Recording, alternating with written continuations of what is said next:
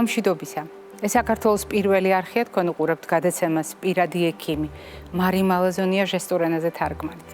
ჩვენ ადამიანზე ვსაუბრობთ და ამ სიტყვებს ვიმეორებ მე ყოველ დღე. მიუხედავად იმისა, რომ თქვენ ეს ძალიან კარგად გახსოვთ, თქვენ ძალიან კარგად იცით, რომ სწორედ ეს სიტყვები არის ჩვენი გადაცემის კონცეფციის საფუძველი, მე მაინც ვიმეორებ თუნდაც იმიტომ, რომ კიდევ ერთხელ ვთქვა და კიდევ ერთხელ გავახსენოთ ერთმანეთს, რამდენად მნიშვნელოვანია თითოეული ჩვენგანი სიცოცხლე. რამდენად ფასეულია და ღირებულია თითოეული ადამიანი ნებისმიერ საზოგადოებაში, მიუხედავად მისი ასაკისა, სქესისა, ეთნიკური კუთვნილებისა, მიუხედავად რელიგიური წამსისა და პოლიტიკური შეხედულებისა, მიუხედავად ადამიანის სოციალურ-ეკონომიკური სტატუსისა და რა თქმა უნდა, მიუხედავად ადამიანის დიაგნოზისა. რა არის ჩვენი ამოცანა? ყველა სიტუაციაში განსხვავებული. მაგრამ თუ წარმოვიდგენთ, რომ ჩვენი ამოცანა დღეგრძელობა, ამოდით გავყვეთ გზას, როგორ შეიძლება დღეგრძელობიდან დღეგრძელობასთან მივიდეთ. დიახ, ჩვენ შეიძლება დავისახოთ ამოცანად სწორედ დღეგრძელობა. ამოცანად დავისახოთ დღეგრძელობა, დიდხანს სიცოცხლე. და ამისთვის რა გვჭირდება? ყველაფერი ის, რაც უზრუნველყოფს ჩვენს დღეგრძელობას. პირველ რიგში რასაკურველია ჯანმრთელობა. ჯანმრთელობა ყველა თავისი წახნაგით და იმ წახნაგებით, რომელიც სამკომპონენტიან განმარტებაში აღარ ეტევა.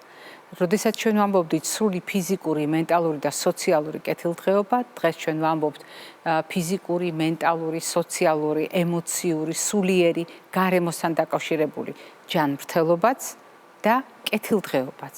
ჩვენ უკვე 6 წახნაგით ვხედავთ ამ მოვლენებს და ეს სრულიად ლოგიკურია. ისევე როგორც ახალი წახნაგების დამატება გარემოს კიდევ უფრო დაზუსტება და მინიშნება იმაზე, რომ ჩვენი ჯანმრთელობისათვის მნიშვნელოვანია არა უბრალოდ ზოგადად გარემო, არამედ სამუშაო გარემოს ჯანმრთელობა და ძალიან მნიშვნელოვანი წახნაგი ჯანმრთელობისა არის ეკონომიკური ჯანმრთელობა. მიუხედავად იმისა, რამდენი წახნაგი ექნება ჯანმრთელობას, ჩვენ ვსაუბრობთ იმ ფაქტორებზე ცხოვრების წესისა, რომელსაც შეუძლია ჩვენი ჯანმრთელობის უზრუნველყოფა და რომლის გარეშეც არც დღეგრძელობაა და არც ჯანმრთელობა. ცხოვრების წესის ფაქტორები გასათვალისწინებელია ჩვენი ცხოვრების ნებისმიერ ეტაპზე. მიუხედავად იმისა, რა ასაკში ვართ, რა ფაზაში ვიმყოფებით ჩვენი განვითარების, მოკლედ, ადამიანის ცხოვრების ყველა ეტაპზე დღეგრძელობისთვის მნიშვნელოვანია ჯანმრთელობაც, ჩვენი არჩევანი ცხოვრების წესთან დაკავშირებით და რასაკურველია იმ წერტილსაც აქვს ძალიან დიდი მნიშვნელობა ცხოვრების რომელ ეტაპზე ვიმყოფებით.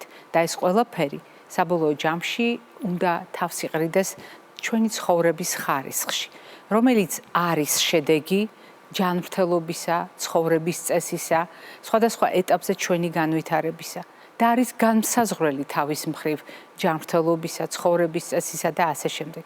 ისევე როგორც დღეგრძელობა შეიძლება იყოს წინაპირობა ცხოვრების ხარისხისა და პირიქით ცხოვრების ხარისხი განსაზღვრავდეს ჩვენს დღეგრძელობას. არადა ადამიანისთვის ორივე ერთმანეთისაგან დამოუკიდებლად და ერთმანეთთან შეხამებით მნიშვნელოვანია, იმიტომ რომ საბოლოო ჯამში ადამიანის დღეგრძელობის საიდუმლო ადამიანურ ბუნებასთან არის დაკავშირებული და ჩვენი პროექტი, ჩვენი რუბრიკა დღეგრძელობისა ამის საუკეთესო დასტურია. ჩვენ არ ვეძებთ უკვდავებას. ჩვენ მხოლოდ დღეგრძელობის ზოგიერთ საიდუმლოს გვინდა მივაგნოთ, იმ საიდუმლოს, რომელიც ადამიანურ სიყვარულს უკავშირდება და რომელიც განსაკუთრებულია ყველა იმ განსაკუთრებულ ისტორიაში, რომელსაც ამ რუბრიკის მეშვეობით გიზიარებთ ხოლმე. დღეს ქალბატონი ნათელას ისტორიაზე უნდა გიამბოთ. ქალბატონ ნათელას გავამხელ და მე ტელეფონით გავეცანი და ვესაუბრე და მიხარია, რომ ის ახლა მთელი საზოგადოებისათვის ნაცნობი ადამიანი გახდება, იმიტომ რომ მისი გზა სიყვარულით ახსავსე ძალიან მნიშვნელოვანი მაგალითი იქნება თითოეული ჩვენგანისთვის. ქრისტი შანავას მორიგი სიუჟეტი ამ ციკლიდან.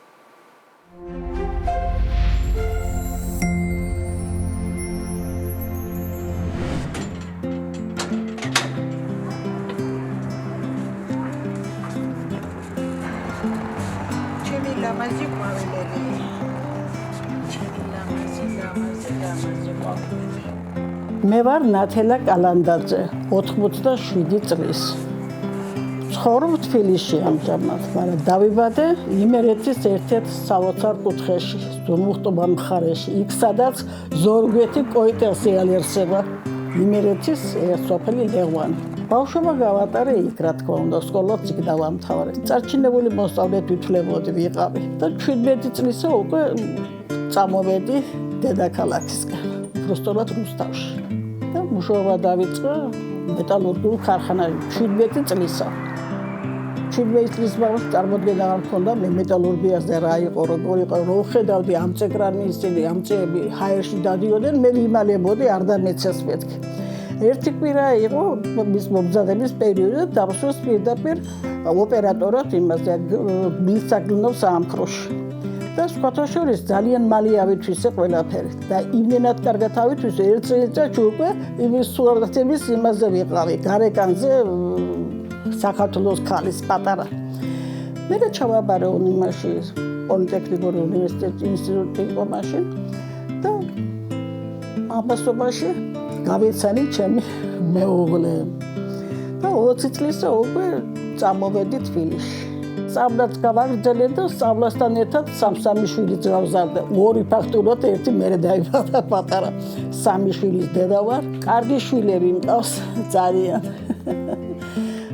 თავთავის საქმიანობაში ყველას წარმატებული ცხოვრება აქვს. პროფესიით მე ვარ ინჟინერ ტექნოლოგი. სულუქი მრეწველობის. მუშაობდი სულუქი მრეწველობის სისტემაში ერთ-ერთ სამკერლო ფაბრიკის მთავარი ტექნოლოგი ვიყავი. მე 72 წლიდან უკვე გადავედი მომსახურების სფეროში. და იმ დღიდან დღემდე ვაგრძელებ მომსახურების სფეროში მუშაობას. 45 წელია მუშაობ. ძალიან რთული იყო, მაგრამ როცა გვერდზე ყავს ისეთი ადამიანი, რომელიც შენსაც გაჭირებასაც თავის თავზე იღებს და ლხინსაც თავის თავში განახსახიერებს, არაფერი არ გაგიჭირდება. თუ ჩაიფიქრებ რაღაცას, აუცილებლად გამოგივა, მაგრამ ბოროტი და შურიანი არ უნდა იყოს. არასოდეს ადამიანი უნდა გიყვარდეს. ღმერთი თავისთავად უნდა გიყვარდეს და ყველაფერს შესაძლებლობას მოაღწევს. თუ ბოროტი ხარ, ის ბოროტება შენ გიბრუნდება ისე. მე პირადად არასოდეს არ მიფიქრია ვიღაცაზე ცუდად რა, არასოდეს. ყველა მიყვარს, ყველა ჩემი ახლობელი, მეგობელი, მეგობარი, ცუდად უცხო ადამიანიც კი მიყვარს, რომელშიც დადებით რაღაცას ვხედავ. ვეძებ ყოველთვის ადამიანის დადებით და ასევე ახალგაზრდებსაც იგივე სურსურებ. არ უნდა იყვნენ ბოროტი, ერთმანეთს უნდა უყვარდეთ და ყველაფერი კარგად იქნება.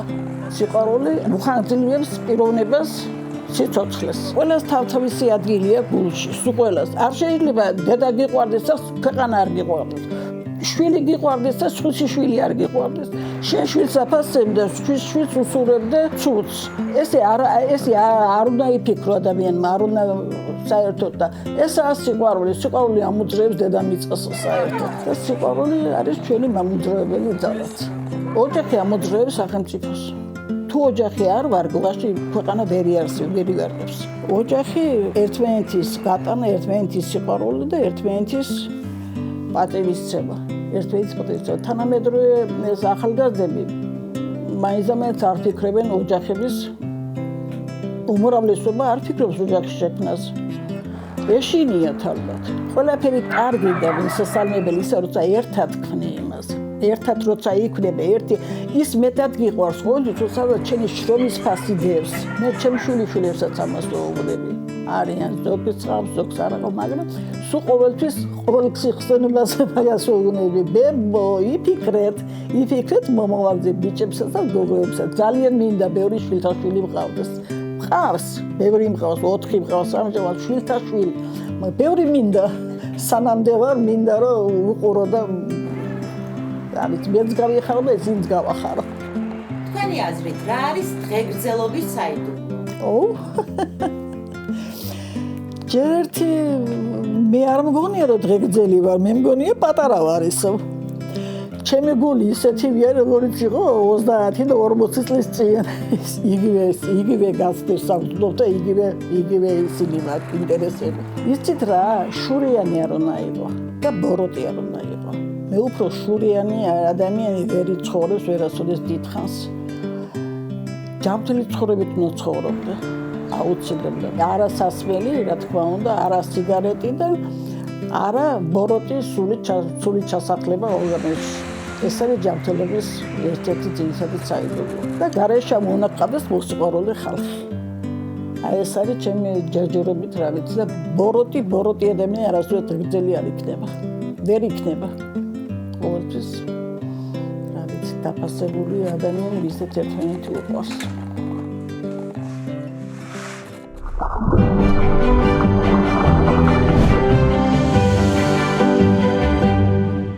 როდესაც ადამიანზე ვსაუბრობთ, ჩვენ შევთანხმდით, რომ ადამიანის ორგანიზმში ყველა სისტემა ერთმანეთთან დაკავშირებულია. თუმცა, გვინდა თუ არ გვინდა, როგორც ყველა ორკესტრ, ჩვენს ორგანიზმსაც დირიჟორი ჰყავს და ეს ჩვენი თავის ტვინია. ზოგადად ნერვული სისტემა, რომლის ჯანმრთელობა ძალიან ბევრად განსაზღვრავს იმას, თუ როგორია ადამიანის მდგომარეობა, არა უბრალოდ ჯანმრთელობის კონტექსტში, არამედ დღეგრძელობისა და ცხოვრების ხარისხის თვალსაზრისით. თემა, რომელზეც დღეს ჩვენ ვსაუბრობთ, ძალიან ბევრი თქვენგანისთვის არის პრობლემური, ძალიან ბევრ ოჯახში არის გამოცდილება ამ თემასთან დაკავშირებით და ეს არ არის უბრალოდ სამედიცინო ჭრილში საყურადღებო თემა. ეს არის საკითხები, რომელიც ადამიანის იერსახესთან ერთად მკვეთრად აისახება ადამიანის ცხოვრების ხარისხზე. დღეს ჩვენ სახისა და სამწვერა ნერვის შესახებ ვსაუბრობთ და ჩვენი სტუმარი გახლავთ ჩვენი გადაცემის ძალიან დიდი ხნის მეგობარი ბატონი გიორგი ლომიძე, ნევროლოგი პროფესორი. დილამშვიდობისა ბატონ გიორგი. დილამშვიდობისა. როდესაც ჩვენ დავიწყეთ მრავალი წლის წინ მეგობრობა და თანამშრომლობა, ჩვენ ნერვული სისტემის სხვადასხვა წახნაგს შემოუარეთ და წლების მანძილზე უამრავ თემაზე გვისაუბრია. თუმცა დღეს ჩვენ ადამიანის სახესთან ვართ დაკავშირებული უნებურად იმ არჩევანით, რომელიც თემის მომზადების დროს გავაკეთეთ. და ასეთ შემთხვევაში ყოველთვის ვიხსენებთ ხოლმე, რას აკეთებს სამწვერა ნერვი, რას აკეთებს სახის ნერვი და რატომ შეიძლება მათი დაზიანება იყოს საყურადღებო ადამიანის ჯანმრთელობისათვის, არა მარტო მოცემულ, მწვავე მომენტში, არამედ თავისი განმეორებადი ბუნებით, რატომ შეიძლება ამან იერსახე უცვალოს ადამიანს და რა შუაში შეიძლება აღმოჩნდეს, აი რა ბრალი მიუძღვით ამ ყველაფერში ზოგიერთ ვირუსს. მოდით ჯერ როლით და ფუნქციით დავიწყოთ. ბატონო, მოგესალმებით, დავიწყოთ როლითა და ფუნქციით და გავაკეთოთ აქცენტი სახის ნერვზე და სამწვერა ნერვზე. ორივე ეს ნერვი, ეგრეთ წოდებული კრანიული ნერვების ჯგუფს მიეკუთვნება. ისინი თავისი არსით პერიფერიული ნერვებია, მაგრამ მათი საწყისი ეს არის ცენტრალური ნერვული სისტემის ტვინის ღეროს ნაწილი. დავიწყოთ სამწვერა ნერვით, იგი თავისი, ესე ვთქვათ, რიგითობით მეხუთე წყვილი ნერვია და მისი ძირითადი ფუნქცია არის სახის და პირისგუს ლორწოვანი გარსების მზნობელობითი, ასე ვთქვათ, აღქმა. აქვს მას ასევე ცოტა მივიწყებული, მაგრამ და იგნორირებული, მაგრამ მოტორული ფუნქციაც. საღეჭი კუნთები სწორედ სახის, სწორედ სამწვერა ნერვის მოტორული ნაწილით ინერვირდება. თუმცა მისი მთავარი კლინიკური გამოვლინება, როდესაც გვაქვს სამწვერა ნერვის დაზიანება, სწორედ ძირითადად ტკივილით ვლინდება. ტკივილი და მისი მთავარი ფუნქციის, ასე ვთქვათ, დარღვევა, მგრძნობელობის დარღვევა. აქ ალბათ სასურველია გავაკეთოთ დიფერენცირება ორ ძირითად მომენტ შორის. ეს არის ნევრალგიები, ერთი დიდი ჯგუფი ამ დაავადებების, რომელიც დაკავშირებულია მათ შორის სამწვერა ნერვთან და ნეიროპათიები. ნევრალგია ეს არის ტკივილი. წამყვანი სიმპტომი არის ტკივილი, ნევრალგიური ტიპის, ხანმოკლე, ძალიან მწვავე ელექტროდენის გავლის მსგავსი ტკივილი, პაციენტები მას ასე აღწერენ, რომელსაც ხანმოკლე, ასე ვთქვათ, პატარა მიმყოლი ტკივილი აქვს, რომელიც შემდეგ უკვე მთლიანად წყდება და მთავარი არის რა? ნევროლოგიური შეფასებით, ნევროლოგიური გასინჯვით არავითარი დაზიანება, ანუ ფუნქციის გამოვარდნა არ უნდა იყოს. ხოლო შეტევებს შორის პერიოდში დავარქვათ ამას შეტევები ამ მწვავე ტკივილს, სრულიად პაციენტი არის ჯანმრთელი და არავითარ, ასე ვთქვათ, ფონურ ტკივილს არ განიცდის. ეს არის ტიპიური, ესეთი კლასიკური ნევრალგია. რაც შეეხება ნეიროპათიებს, აქ უკვე შემოდის ნერვის უშუალო დაზიანების ხარისხი და ამავე დროს, როდესაც ჩვენ ნევროლოგიურად ვაფასებთ, არის გრძნობელობის დარღვევა. გრძნობელობის დარღვევა შეიძლება პირველ რიგში და ყველაზე უფრო ხშირად ეს არის გრძნობელობის დაქვეითება. იმ დერმატომებში, ანუ იმ არეებში, რომელიც ასე ვთქვათ სამწვერა ნერვის კომპეტენციაა. ეს არის სახის მიდამო. მისი სამი ძირითადი ტოტი, თვალბუდის ტოტი, შუბლი და წამბისა და ქუთუთოს ზედამიდამო, სამწვერა ნერვის ზედაყბის ტოტი, ასე ლოყის ზედა მესამედი, ტუჩის ფრთა, ცხვირის ფრთა და ქვედაყბის ტოტი. კისრის მიდამო უკვე მისი კომპეტენცია აღარ არის და ეს გამყოფი ზღვარი არის გარეთა სასმელი ხვრელის წინ. აი ეს არის ძირითადი ფუნქცია, გზნობელობა, ასევე მოტორული ფუნქცია, ეს არის მისი საღეჭი ფუნქცია, ასე ვთქვათ, საღეჭი კუნთების ინერვაცია, ხოლო რაც შეეხება აქვე ვთქვათ, მეშვიდე წყვილი ნერვი, ეს უფრო კომპლექსური ნერვია. მეშვიდე წყვილი, ანუ სახის ნერვი. თუ კი სამწვერას ძირითადი ფუნქცია სახის მიდამოს გზნობელობითი ინერვაცია, აქ არამედ თითქმის პირიქით. აქ ძირითადად ჩვენ გვაქვს მოტორული ინერვაცია და კერძოდ სახის მიმიკური კუნთების. ამიტომ სახის მიმიკური კუნთები თვალის დახუჭვა, გაღიმება, პირის კუთხის, ასე ვთქვათ, პირის ირგვლივი კუნთის მოქმედებები, რომელიც მთელ აი ამ უამრავი კუნთის, ასე ვთქვათ, სინქრონულ ინერვაციას განაპირობებს, ეს სწორედ რომ არის სახის ნერვის მოტორული ნაწილი. რატომ გავუსვი ხაზი მოტორულ ნაწილს? იმიტომ რომ ძალიან კომპლექსური ნერვია. სახის ნერვის კომპეტენცია ასევე არის სპეციფიური გზნობელობის მოდალობები, ანუ გემოვნების ახმა ენის წინა 2/3 მიდამოდან. ასევე მისი პარასიმპათიკური ნაწილი, ეს არის საცრემლე ჭირკვალი და ეს არის სამი დიდი სანერწყვე ჭირკვლიდან 2, ეს არის მისქვეშა და ენისქვეშა ჭირკვლები. ასევე მცირედი კუნთი, რომელიც კლინიკურად ძალიან მნიშვნელოვან სიმპტომს იძლევა, ეს არის ეგრეთ წოდებული უზანგის კუნთი, რომელიც თუ კი სახის ნერვის დაზიანების გარკვეულ სპეციფიურ ადგილზე მოხდება, მაშინ ამ კუნთის მოდუნების გამო ადამიანს აქვს ჰიპერაკუზია, ანუ ხმა ესმის გაცილებით უფრო ხმამაღლა და ცოტა არ იყოს შემაწუხებლად. აქედან გამომდინარე, იმის მიხედვით თუ სად არის კონკრეტულად დაზიანება სახის შეიძლება პაციენტს განუვითარდეს მხოლოდ სახის მიმიკური კუნთების ინერვაციის, ანუ ეგრეთ წოდებული სახის ნერვის დამბლა და თუ კი ამ შემთხვევაში იდიოპათიურ ეტიოლოგიასთან გვაქვს საქმე, ყველასათვის კარგად ცნობილი ბელის დამბლა, ეგრეთ წოდებული ბელის დამბლა. ხოლო იმის მიხედვით თუ კი რამდენად ნერვის გამოსვლის ადგილიდან რამდენად დისტალურად ან პროქსიმალურად არის ეს დაზიანება, შეიძლება პლუს ადამიანს გქონდეს თვალის სიმშრალე, პირის სიმშრალე, ასევე გემოვნების დაქვეითება და ასევე ჰიპერაკუზია, ანუ ძალიან გაძლიერებული აღქმა ნებისმიერი ბგერის. აი ეს იყო მოკლედ ფუნქციურად სახის ნერვი, სამწვერა ნერვი, რომელიც თავისი ასეთ მეხუთე წყვილი ნერვია და სახის ნერვი ძალიან კომპლექსური და ამავე დროს ძალიან მნიშვნელოვანი.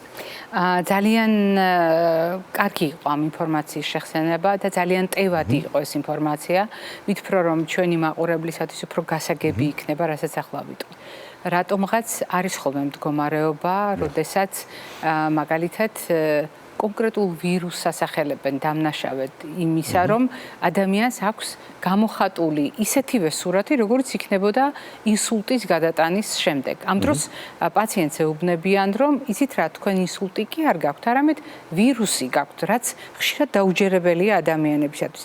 რამდენად შესაძლებელია ეს და არსებობს თუ არა მართლაც ასეთი ვირუსები? დიახ, არსებობს, ეს არის ეგრეთ წოდებული ნეიროტროპული ვირუსების ჯგუფი. და პირველ რიგში რა თქმა უნდა აქ ჰერპესული ჯგუფის ვირუსებთან გვაქვს საქმე, პირველი, მეორე და მესამე, რომელიც ესე ვთქვათ უკიდურესი ნეიროტროპიზმით ხასიათდებიან, განსაკუთრებით მესამე ეგრეთ წოდებული სარტყლისებრი ჰერპესი, ანუ ეგრეთ წოდებული ვარიცელა ზოსტერის ვირუსი, რომელიც იწვევს ძალიან დამახასიათებელ ბუშტუკოვან გამონაყარს, რომელიც უაღრესად მტკივნეულია და რა თქმა უნდა ეს ყველაფერი ასოცირებულია კონკრეტული ნერვის დაზიანების სიმპტომატიკასთან. საპროექციო მიდამოს მიყვება ამ ნერვის. დიახ. იგივე შეიძლება მოხდეს არა მარტო სახის, არამედ სამწვერა ნერვთან მიმართებაში.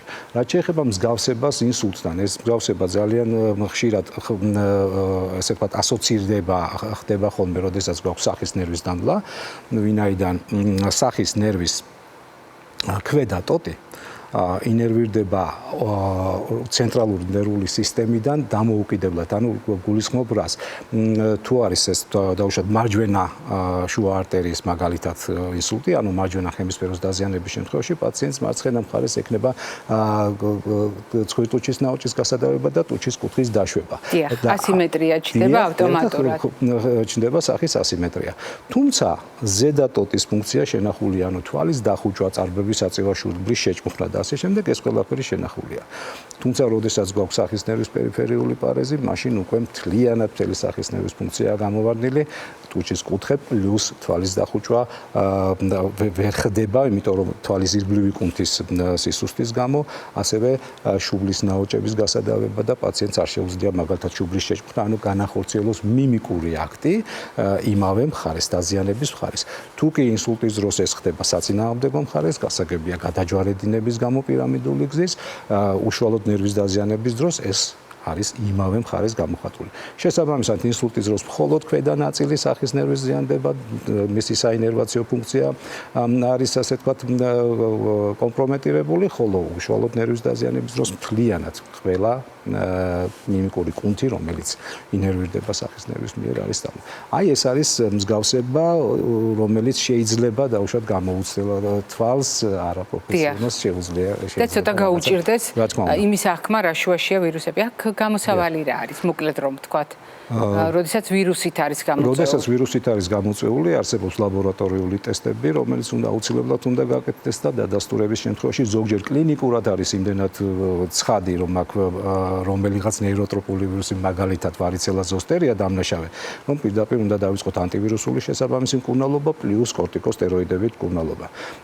ეს სიმპტომები მაინც რა არის? არის ძალიან ძლიერი ტკივილი, სახის ნერვის მნიშვნელოვანი ასე ვთქვათ ფუნქციის დაქვეითება, პლუს დამახასიათებელი გამონაყარი იმ დერმატომში, რომელიც არის აი ამ კონკრეტული ნერვის კომპეტენციაში.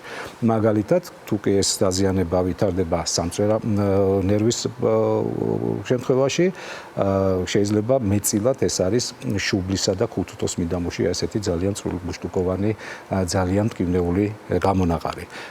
სახის ნერვის შემთხვევაში ძირითადად ამ შემთხვევაში გვაქვს ხოლმე საქმე ეგრეთ წოდებულ რამსეი-ჰანტის სინდრომთან. რამსეი-ჰანტის სინდრომი ეს არის დამუხლული სხეულის ვარიცელა ზოსტერის ვირუსით დაზიანება. უნდა ითქვას, რომ ეს ვირუსები იმდენად ნეიროტროპულია, რომ ისინი პრაქტიკულად არსებობენ აი ამ მგზობელობითი პერიფერიული ნერვების განგლიებში და რეაქტივირდებიან პერიოდულად. აი, თქვენ რაც ახსენეთ თავიდან ჩვენი საუბრის დასაწყისში, რომ პერიოდულად ადამიანს აქვს ხოლმე განმეორებითი შეტევები, სწორედ თუ კი ეს ვირუსით არის განპირობებული, ვირუსის რეაქტივაციასთანაა დაკავშირებული. თვითონ ვირუსის რეაქტივაცია ეს პრაქტიკულად ხდება მაშინ, როდესაც არის იმუნიტეტის კომპრომეტაცია, ეს შეიძლება იყოს ბანალური ვირუსული ინფექცია, მაგალითად გრიპის დროს. თუნდაც, ან შეიძლება ეს იყოს დაუშვათ ძლიერი ფიზიკური, ემოციური გადაძაბვა, ან იატროგენული, ანუ მედიკამენტით პაციენტი იღებს გარკვეულ მედიკამენტებს, რომელიც მის იმუნიტეტის ასე ვთქვათ დაქვეითებას და კომპრომეტაციას იწვევს. აქედან გამომდინარე, აი ეს რეაქტივაცია, ან ზოგიერთი დაავადება, მაგალითად HIV ინფექცია, რომელიც პირდაპირ იმუნიტეტზე მოქმედებს, ხო? აი ამ შემთხვევაში ეს რეაქტივაცია და რეციდივები არის ძალიან ხშირი და ეს სიმპტომები არის ის, რაზეც უკვე ვისაუბრეთ. სამწვერა ნერვის ანთება და მისი ქრონიკული ფორმები. ეს არის ერთ-ერთი ყველაზე ხშირი კითხვა, რომელიც ადამიანების ცხოვრების ხარისხის დამაქვეითებელ ფაქტორთა შორის არის. მე ვგულისხმობ ახლა ნევროლოგიაზე ვსაუბრობ და კონკრეტულ ნერვებზე და სამწვერა ნერვთან დაკავშირებით ძალიან გაწამებული და გაწვალებული ადამიანები სვამენ კითხვას, რომ აქვს თუ არა შესაძლებლობა ადამიანს რომ გაუმკლავდეს, გადალახოს თანამედროვე სამედიცინო ცოდნის გამოყენებით, როდესაც მეორდება ის დისკომფორტი, რაც ვარია შემაწუხებელი, დაუძლეველი ზოგჯერ ტკივილები, რომელიც ახლავს სამწვერა ნერვის ანთებას. შევჩერდეთ მაშინ სამწვერა ნერვის ნევრალგიებზე, რომელიც შეიძლება იყოს ჰერპეს ვირუსით განპირობებული ოღონდ პირველი ტიპის აქაც ცოტა ესეთი სადაო საკითხია, თუმცა შესაძლოა ეს იყოს დამნაშავე ეგრეთ წოდებულ იდიოპათიურ შემთხვევებში. იდიოპათიური ეს არის ტერმინი, რომელიც ნიშნავს თავისთავად არსებულს და თითქოს ვერ პოულობთ ვერანაირ მიზეზს, რითი შეიძლება იყოს განპირობებული. თუმცა მეტწილად შეიძლება ჩვენ მაღალ ტექნოლოგიური კვლევებით, მაგალითად მაგნიტორეზონანსული კვლევის გარკვეული რეჟიმებით, 3D ასე ვთქვათ რეკონსტრუირებული თეორიის შეწონილი რეჟიმებით, ეს ძალიან ფართედაა დანერგილი და ძალიან კარგად ჩანს ხომ არის ისეთი ნეიროვასკულური კონფლიქტი, რომელიც შეიძლება იყოს ეტიოლოგიური ფაქტორი. რა არის ნეიროვასკულური კონფლიქტი? ნერვი და მასთან ახლოს მდებარე, ძირითადად როგორც წესი ეს არის არტერიული, თუმცა ასევე შეიძლება იყოს ვენური სიზარღვე, რომელიც მუდმივი კონტაქტის შედეგად იწვევს ნერვის დაზიანებას. შესაბამისად, სიმპტომები არის პრაქტიკულად ყველა შემთხვევაში ერთნაირი, ეს არის ძალიან ინტენსიური ხანმოკლე განმეორებადი ტკივილი სახის მეტწილად ზედა ან ქვედაყბის დერმატომში. თუ ეს ძალიან ხშირია, ძალიან მნიშვნელოვნად აქვეითებს ადამიანის ცხოვრების ხარისხს. რატომ? იმიტომ რომ აი ეს შეტევები, ძლიერი ტკივილის შეტევები პროვოცირდება შეხებით, თუნდაც ცივი ნიავის დაბერვით, პირის დაბანით, ნებისმიერი დაუშვათ რაღაც კოსმეტიკური თუ ნებისმიერი რაღაც მანიპულაციის დროს. ამიტომ პაციენტი არის პრაქტიკულად მუდმივი სტრესისა და შიშის ქვეშ, რომ განუვითარდება ეს კონკრეტული შეტევა. შესაბამისად, ცხოვრების ხარისხი ამ შემთხვევაში ძალიან დაბალია. არის თუ არა მკურნალობის გადაჭრის შესაძლებლობები? რა თქმა უნდა, პირველ რიგში ეს არის მედიკამენტური მკურნალობა. გარკვეული ანტიეპილეფსიური საშუალებები, რომელსაც ჩვენ ძირითადად ვიყენებთ ეპილეფსიური დაავადებების მკურნალობის დროს, ამ შემთხვევაში ძალიან კარგ შედეგს ავლენს. აუცილებლად პირველად უნდა იცადოს მედიკამენტური მკურნალობა. თუ იგი არ არის ეფექტური და თუ ჩვენ გვაქვს ნეიროვასკულური კონფლიქტი, შესაძლოა ამ შემთხვევაში იყოს უკვე ქირურგიული ჩარევა, ანუ ასეთი ტეფლონის მცირედი ასეთი ნაჭერი იდება კუშონინგი ანუ ბალიში დავარქვათ ნერვსა და სიძარღვს შორის, ან სიძარღვის რეპოზიციონირება ხდება და შესაბამისად თავისუფლდება ნერვი. ანუ რეალურად ეს კონფლიქტი რომ არ წარმოიშვას, დისტანცირებას ვაკეთებთ. დისტანცირება ხდება, კი ბატონო. სიძარღვის ნერვისგან. აბსოლუტურად მართალია. თუმცა ზოგჯერ არის ისეთი ფორმები, უკვე შორსასრული შემთხვევები, როდესაც უკვე ნერვის ატროფიაა განვითარებული და ესეც არ არის, ასე ვთქვათ, საკმარისი იმისათვის, რომ პაციენტი გავათავისუფლოთ მკურნალობისაგან, შეტევებისაგან და ამ შემთხვევაში უკვე არის ეგრეთ წოდებული რიზოტომია, პირდაპირ გადაჭრა ნერვის და ბოლო დროს უკვე ძალიან ფართედ გამოიყენება ძალიან ზუსტი რადიოქირურგიული მეთოდი, როგორც არის გამადანა, ანუ გამანაიფი, რომელიც ასევე საქართველოში ხელმისაწვდომია. ეს არის უკვე აი მკურნალობის საბოლოო ვარიანტი, მას შემდეგ რაც ყველა რესურსი არის ამოწურული, თუმცა ძალიან კარგად აკონტროლებს ტკივილს, თუმცა ნერვის დაზიანება ხდება ამ დროს და ნერვის დაზიანებით განპირობებული გარკვეული სიმპტომები პაციენტს რჩება პერმანენტულად, რაც ასევე გასათვალისწინებელია, ანუ არ არის ეს ასე ცალსახად, ყველა პირველივე შემთხვევაში მოდით გავაკეთოთ აი ეს ნერვის სრული, ასე ვთქვათ, ან გადაკვეთა ქირურგიული, ან კრიო, ასე ვთქვათ, დაზიანება, ან გამანაიფით. პირველი რიგის მკურნალობა აუცილებლად არის მედიკამენტური მკურნალობა, რომელიც უნდა ვცადოთ და რომელიც მეტწილად არის ეფექტური. კიდევ სხვა ეტიოლოგიური ფაქტორი გარდა ნეიროტროპული ვირუსებისა, გარდა ეს სიზარღვოვანი კონფლიქტისა შეიძლება იყოს ეგრეთ წოდებული ნეოპლაზიური მზარდი, ასე ვთქვათ, პათოლოგიები, ანუ ამ შემთხვევაში სიმსივნური პროცესები, მოცულობითი წარმონაქმნები, ნებისმიერი რამ, რაც დაუშვათ ნერვზე კომპრესიას განახორციელებს, შეიძლება გამოიწვიოს იგივე სიმპტომები. ანუ აწვება ნერვს და ყველაფერი იწყება თავიდან. იგივე სიმპტომებს, რაზეც ახლა ჩვენ ვისაუბრეთ. აქედან გამომდინარე, პირველ რიგში დიაგნოსტიკა არის მნიშვნელოვანი. მეტწილად ვაკეთებთ ხოლმე, თუ არ არის აი კლასიკური სამწვერა ნერვის ნევრალგია, ან კლასიკური ბელის დამბლა, თუ ოდნავ მაინც ჩვენ ეჭვი გვეპარება, რომ შეიძლება აქ იყოს არა იდიოპათიური, არამედ რაღაც მეორადი ასე ვთქვათ, განპირობებული რაღაც გარკვეული პრობლემით.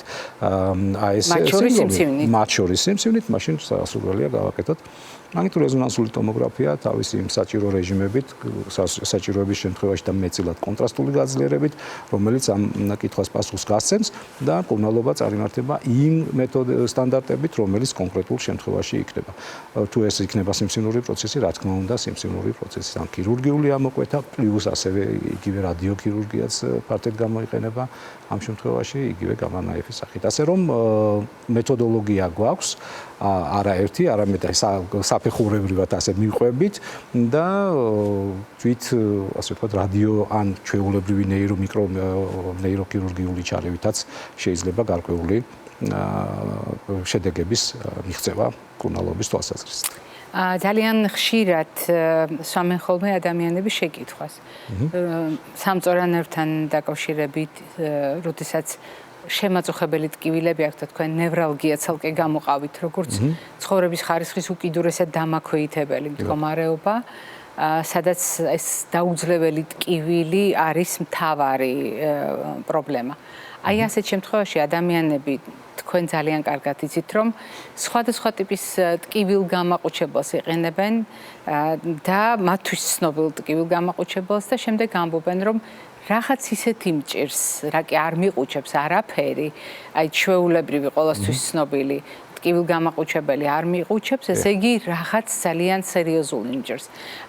თქვენი ახსნიდან გამომდინარე, ასე არ უნდა იფიქროს ადამიანმა, თუ მას შესაბამისი კვლევები და დასაბუთება არ აქვს, ხომ ასე? იმიტომ რომ შეიძლება საყოველთაოდ გამოყენებულმა ტკივილ გამაყუჩებელმა სამწორანერვის ანთებას ასე ადვილად ვერ მოუაროს, ასე ვთქვათ, ვერ შეუმსუბუქოს ადამიანს ტკივილი. აბსოლუტურად მართალი ბრძანდებით, უფრო მეტიც, რომ ჩვეულებრივი არასტეროიდული ანთების საწინააღმდეგო პრეპარატები, როგორც წესი, ასეთი ტიპის ტკივილებზე არ მუშაობს. აქედან გამომდინარე, სწორედ აი ეს ანტიკონულსანტების ჯგუფი, რომელსაც ვიყენებთ როგორც პირველი რიგის პრეპარატებს, ასევე არსებობს გარკვეული ანტიდეპრესანტების ჯგუფიდან გარკვეული პრეპარატები, რომელიც ასევე ძალიან ეფექტურია ხანგრძლივი მკურნალობისთვის მათ შორის და სწორედ ეს პრეპარატები და არაჩვეულებრივი ტკივილგამაყუჩებელი, არასტეროიდული, აი ჩვეულებრივი არასტეროიდული ტკივილგამაყუჩებელი პრეპარატები. ასე რომ თუ იმე ფიქრობს, რომ რახან არის მოქმედა ჩვეულებრივმა, აი მაგათად პარაცეტამოლმა, ესე იგი რაღაც სერიოზული, ესე არ არის. პირიქით, არც მოქმედებს. ამიტომ ეს ჩვეულებრივი თქვენ ნევროლოგებს ეს არ გიკვირთ. უფრო მეტიც, როდესაც თქვენ ეპილეფსიის საწინააღმდეგო პრეპარატს უნიშნავთ, ძალიან ბევრი თქვენგანი განმარტებასაც აკეთებს, რომ ამას უნიშნავთ არა იმიტომ, რომ თქვენ ეპილეფსიის დიაგნოზი გაქვთ და არ გიმხელთ, არამედ იმიტომ, რომ ამ ჯგუფით შეგვიძლია უკეთესად მართოთ ტკივილი. სრულიად მართალი ბრძანდებით, ისედაც ჩვენ გვაქვს ვალდებულება პაციენტს ავუხსნათ, რატომ უნიშნავთ, რას ნიშნავთ, არა მარტო მედიკამენტზე განსაკუთრებული აქცენტით, თუმცა გამოკვლევებს რატომ უნიშნავთ, ესეც რა გვაინტერესებს, რას ვეძებთ.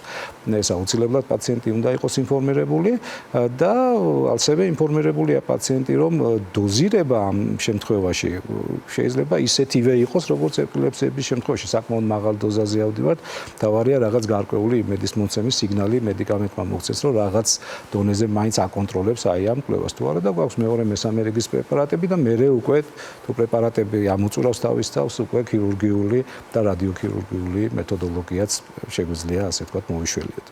ასე რომ დიახ, მკურნალობის არსენალში გვაქვს საკმაოდ ეფექტური საშუალებები. თუ ამავე დროს ვფიქრობთ თუ ეტიოლოგიური ფაქტორი არის ის ჩვენი კარგად ცნობილი ნეიროტროპული ვირუსები, მაშინ რა თქმა უნდა ანტივირუსული პრეპარატები ერთვება. ასევე უნდა დაგვაუწყდეს, რომ არა მარტო ნეიროტროპული ვირუსები, გარკვეული ბაქტერიებიც შეიძლება იყოს მიზეზი, მაგალითად ბელის დამბლის, უბრალოდ სამწვერა სახის ნერვის დაზიანებით, განსაკუთრებით, როდესაც ეს არის ორმხრივი. მაშინ უნდა მივიტანოთ ეჭვი და ეს შეიძლება იყოს მაგალითად ნეირობორელიოზის გამოვლინება, ანუ ტკიპისმიერი ინფექცია, ბაქტერიული ინფექცია, დამახასიათებელი ძალიან გამონაყრით ესეთი კონცენტრული ესეთი წრეების გაჩენა ხდება კანზე, უმტკივნეულოა და ზოგჯერ შეუმჩნეველია. ამიტომ განსაკუთრებით აი ახლა სეზონის მოდის ამ ტკიპის მიერი დაავადებების, ამიტომ ფრთხილად უნდა ვიყოთ და თუ კი შესაძლებელია მისი დიაგნოსტირება, და მკურნალობაც საკმაოდ ეფექტურად ხორციელდება ანტიბიოტიკებით. ამიტომ მთავარია ჩვენ სწორად დავსვათ დიაგნოზი არა მარტო იმისა, რომ გვაქვს დაუშვათ კონკრეტული ნერვის დაზიანება, არამედ ეტიოლოგიური ფაქტორი, საიდან რა არის მიზეზი და შემდეგ იმ მიზეზს ვმკურნალოთ იმ სტანდარტებით, რომელიც აღიარებულია საერთაშორისო გაიდლაინებით. ძალიან დიდი მადლობა გიორგი ჩვენთან მრავალწლიანი მეგობრობისთვის და დღევანდელი სტუმრობისთვის. მაყურებელს შევახსენებ, დღეს თქვენი თხოვნით ვსაუბრობდით სახისა და სამწვერა ნერვის დაზიანებებზე და ჩვენი სტუმარი გახლდათ ნევროლოგი პროფესორი ბატონი გიორგი ლომიძე. მე არ გემშვიდობებით, წინ კვებით შუქნიშანი გველოდება.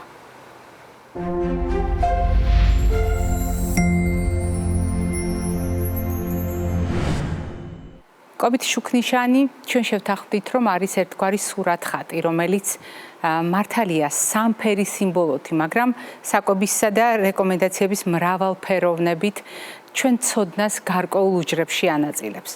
და როდესაც ჩვენ ვცდილობთ ყოველდღიურად კონკრეტულ თემას მივუსადაგოთ, ამგვარი ორიენტირი ძალიან მნიშვნელოვან დახმარებას გვიწევს.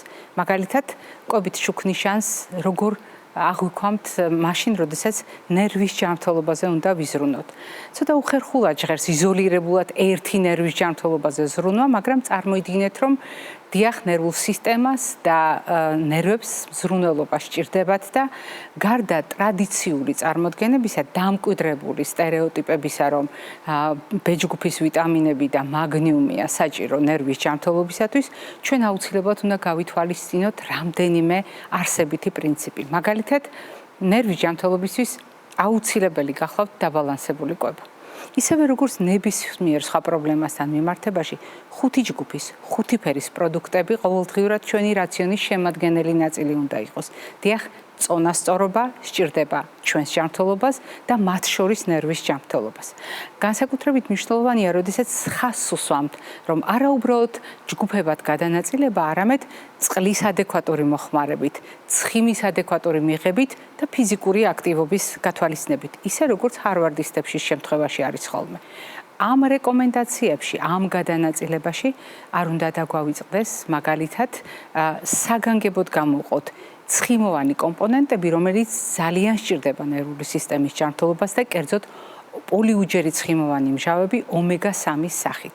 მას ანთებისაწინააღმდეგო ეფექტი აქვს გარდა იმ თვისებებისა, რომელიც თრომბის წარმოქმნას აფერხებს, ნერვული სისტემის ჯანმრთელობას განსაზღვრავს, თითოეული უჯრედის ჯანმრთელობას განსაზღვრავს და ასე შემდეგ.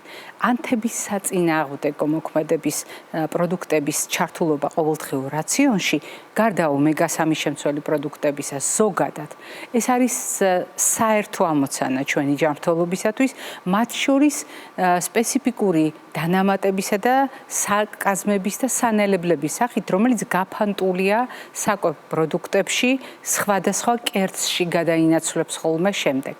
მნიშვნელოვანია გავითვალისწინოთ ანტიოქსიდანტების ნაკრები, რომელიც დაშიფრულია ცისარტყელის მიღმა. დიახ, ცისარტყელა თეფშზე ეს არის ხოლმე ჩვენი საერთო რეკომენდაცია, რომელიც პრაქტიკულად ხაზს უსვამს იმას, რომ ყოველდღიურ რაციონში რაც შეიძლება მეტი ანტიდამჟანგავი პროდუქტი მივიღოთ. მაგრამ უბრალოდ ანტიდამჟანგავები კი არა, ეგრეთ წოდებული პოლიფენოლები. ასე ქვია კრებითად იმ პროდუქტებს, რომელიც ახლა თქვენს ბანერზეა, უბრალოდ ჩვენს ბანერზეა და თქვენს ეკრანზე.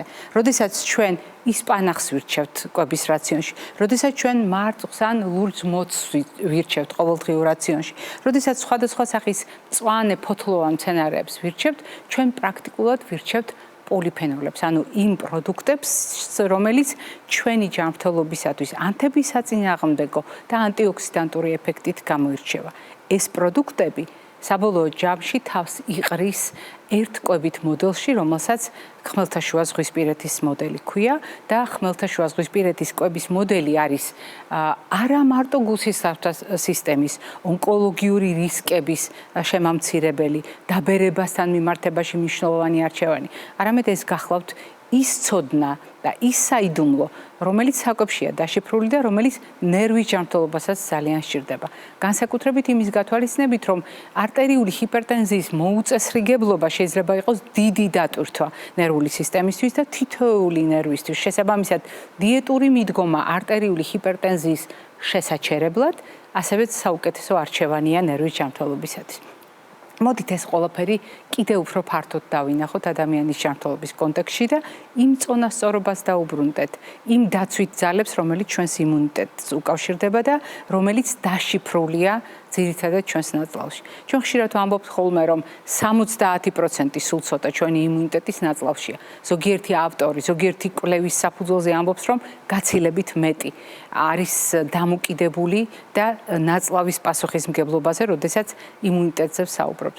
როდესაც ვსაუბრობთ ღერძებზე და ჩვენ ვსაუბრობთ მაგალითად ნაწლავ ტვინის ღერძზე. ჩვენ შეგვიძლია მთლიანად განვაზოგოთ ეს პროცესი და ვთქვათ, რომ დიახ, ღერძი ნაწლავსა და ნერვულ სისტემას შორის მკვეთრად არის ჩამოყალიბებული, მით უფრო იმის გათვალისწინებით, რომ ნაწლავს აქვს თავისი ავტონომიური, დამოუკიდებელი ნერვული სისტემა, რის გამოც იქცა სახელმწიფოში, რის ხარჯზეც ის უკვე ჩამოყალიბდა როგორც ჩვენი მეორე ტვინი.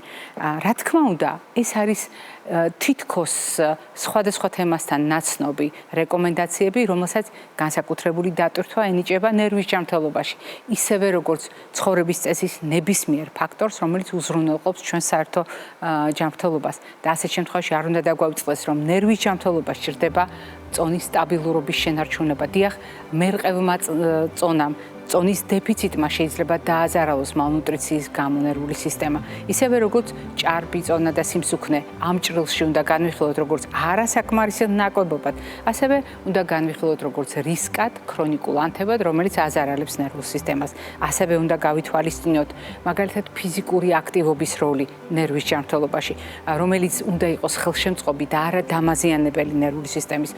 წყალზე მე უკვე მოგახსენეთ ნაწილობრივ ვახსენე ჰარვარდისტებს საუბრის დროს, თუმცა აუცილებლად უნდა გავითვალისწინოთ მაგალითად ისეთი რისკები, რომელიც ცხოვრების წესის ფაქტორთა შორის უკავშირდება მამნეჩვევების ქონა არ ქონას, სტრესის მართვას, ძილის დარღვევას, ჰიგიენის დაცვას და ზოგადად განათლებას, რასაც ემსახურება ჩვენი გადაცემა და რის შეხსენებას მე ვფიქრობ თქვენ უკვე აღარ გჭირდებათ. ამ სიტყვებით მინდა დაგემშვიდობოთ დღეს და როგორც ყოველთვის ჯანმრთელობა და დღეგრძელობა გისურვებთ.